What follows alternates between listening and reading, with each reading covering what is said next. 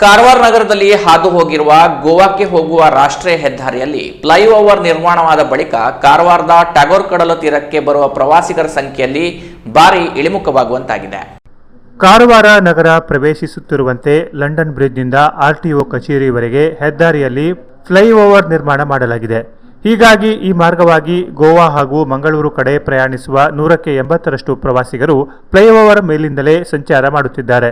ಕಾರವಾರದ ಹೆದ್ದಾರಿ ಪಕ್ಕದಲ್ಲೇ ಸುಂದರವಾಗಿರುವ ಕಡಲ ತೀರವನ್ನು ಕಂಡರೂ ಸಹ ಯಾರೂ ಮೊದಲಿನಂತೆ ಇಲ್ಲಿಗೆ ಆಗಮಿಸುತ್ತಿಲ್ಲ.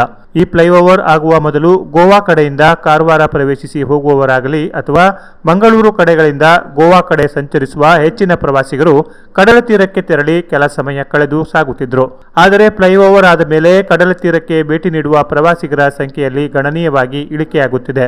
ಅಲ್ಲದೆ ಅದೆಷ್ಟೋ ಪ್ರವಾಸಿಗರು ಇಲ್ಲಿನ ಲಾಡ್ಜ್ಗಳಲ್ಲಿ ಉಳಿದು ಕಾರವಾರದ ಸುತ್ತಮುತ್ತಲಿರುವ ಪ್ರವಾಸಿ ಸ್ಥಳಗಳನ್ನು ವೀಕ್ಷಣೆ ಮಾಡಿ ಮುಂದೆ ಸಾಗುತ್ತಿದ್ರು.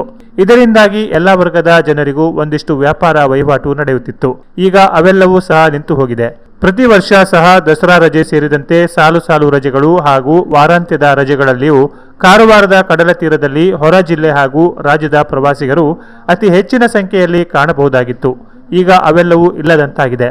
ಫ್ಲೈಓವರ್ ಆಗಿರುವುದರಿಂದ ಇಲ್ಲಿ ಕಡಲ ತೀರ ಇದೆ ಎನ್ನುವುದು ಸಹ ಅಷ್ಟಾಗಿ ತಿಳಿಯದಂತಾಗಿದೆ. ಫ್ಲೈಓವರ್ ಹತ್ತಿದ ನಂತರದಲ್ಲಿ ಕಂಡರೂ ಸಹ ತುಂಬಾ ದೂರದಲ್ಲಿ ಫ್ಲೈಓವರ್ ಕೊನೆಗೊಳ್ಳುವುದರಿಂದ ಯಾರೂ ಕೂಡ ವಾಪಸ್ ಇಲ್ಲಿಗೆ ಬರಲು ಮನಸ್ಸು ಮಾಡುವಂತೆ ಕಂಡುಬರುತ್ತಿಲ್ಲ.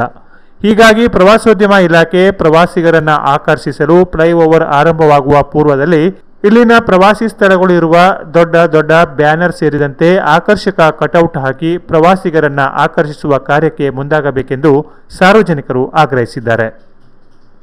Canara plus news, Karwar.